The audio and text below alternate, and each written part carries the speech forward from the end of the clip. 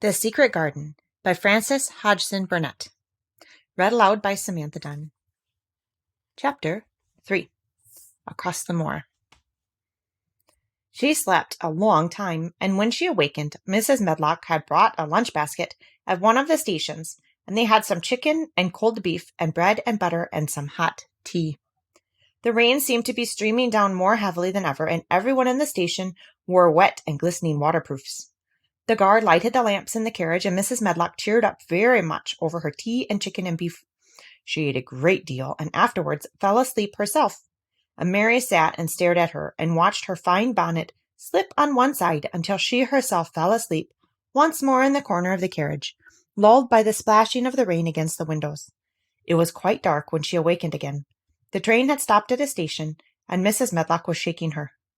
"You have been asleep," she said. "It's time to open your eyes. We're at Thwaite Station, and we've got a long drive before us." Mary stood up and tried to keep her eyes open while Mrs. Medlock collected her parcels. The little girl did not offer to help her, because in India, native servants always picked up or carried things, and it seemed quite proper that other people should wait on one. The station was a small one, and nobody but themselves seemed to be getting out of the train. The station master spoke to Mrs. Medlock in a rough, good-natured way, pronouncing his words in a queer, broad fashion, which Mary found out afterwards was Yorkshire. "I see thou's got back," he said, "and thou's brought the young one with ye." "Aye, that's her," answered Mrs. Medlock, speaking with a Yorkshire accent herself, jerking her head over her shoulder towards Mary. "How is the missus?" "Well now, the carriage is waiting outside for thee." A brougham stood on the road before the little outside platform. Mary saw that it was a smart carriage, and that it was a smart footman who helped her in. His long waterproof coat and waterproof covering of his hat were shining and dripping with rain, as everything was, the burly station master included. When he shut the door, mounted the box with the coachman, and they drove off. The little girl found herself seated in a comfortably cushioned corner, but she was not inclined to go to sleep again. She sat and looked out of the window, curious to see something of the road over which she was being driven to the queer place Mrs. Medlock had spoken of. She was not at all a timid child, and she was not exactly frightened, but she felt that there was no knowing what might happen in a house with 100 rooms nearly all shut up, a house standing on the edge of a moor. "What is a moor?" she said suddenly to Mrs. Medlock. "Look out of the window in about 10 minutes, and you'll see it," the woman answered. "You got to drive 5 miles across Missel Moor before we get to the manor. You won't see much because it's a dark night, but you can see something." Mary asked no more questions, but waited in the darkness of her corner, keeping her eyes on the window. The carriage lamps cast rays of light a little distance ahead of them, and she caught glimpses of the things they passed. After they had left the station, they had driven through a tiny village, and she had seen whitewashed cottages and the lights of a public house. Then they had passed a church and a vicarage, and a little shop window or so in a cottage, with toys and sweets and odd things set out for sale. Then they were on the high road, and she saw hedges and trees. After that there seemed nothing different for a long time, or at least it seemed a long time to her. At last the horses began to go more slowly, as if they were climbing uphill, and presently there seemed to be no more hedges and no more trees. She could see nothing, in fact, but a dense darkness on either side. She leaned forward and pressed her face against the window, just as the carriage gave a big jolt. "Eh, we're on the moor now, sure enough," said Mrs. Medlock. The carriage lamps shed a yellow light on a rough-looking road, which seemed to be cut through bushes and low-growing things, which ended in the great expanse of a dark, apparently spread out before and around them. A wind was rising and making a singular, wild, low, rushing sound. It's not the sea, is it?" said Mary, looking round at her companion. "No, not it," answered Mrs. Medlock.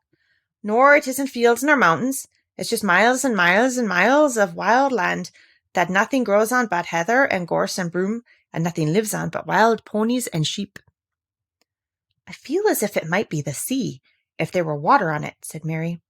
"It sounds like the sea just now." "That's the wind blowing through the bushes," Mrs. Medlock said. "It's a wild, dreary enough place to mind, though. There's plenty that likes it, particularly when the heather's in bloom." On and on they drove through the darkness, and though the rain stopped, the wind rushed by and whistled and made strange sounds. The road went up and down, and several times the carriage passed over a little bridge beneath which water rushed very fast, with a great deal of noise. Mary felt as if the drive would never come to an end, and that the wide, bleak moor was a wide expanse of black ocean through which she was passing on a strip of dry land. "I don't like it," she said to herself. "I don't like it." And she pinched her thin lips more tightly together. The horses were climbing up a hilly piece of road when she first caught sight of a light. Mrs. Medlock saw it as soon as she did, and drew a long sigh of relief.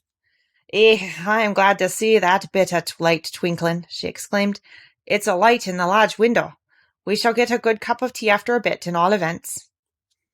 It was after a bit, as she said, for when the carriage passed through the park gates, there was still 2 miles of avenue to drive through, and the trees, which nearly met overhead, made it seem as if they were driving through a long, dark vault.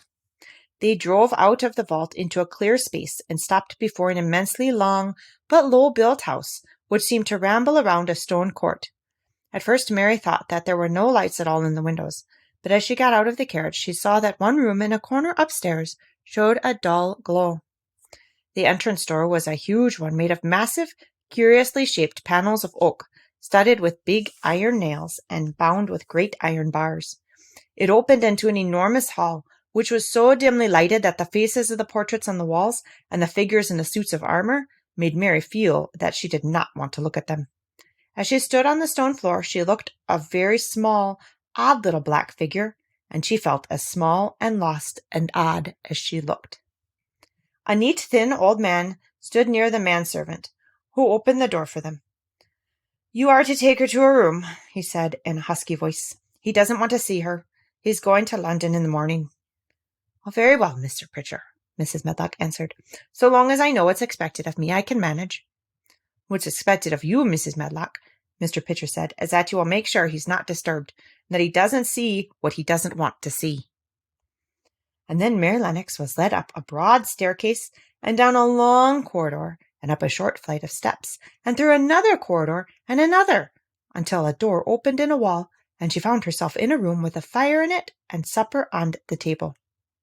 Mrs. Medlock said unceremoniously, "Well, here you are. This room and the next are where you live, and you must keep to them. Don't you forget that." It was in this way Mistress Mary arrived at Misselthwaite Manor, and she had perhaps never felt quite so contrary in all her life.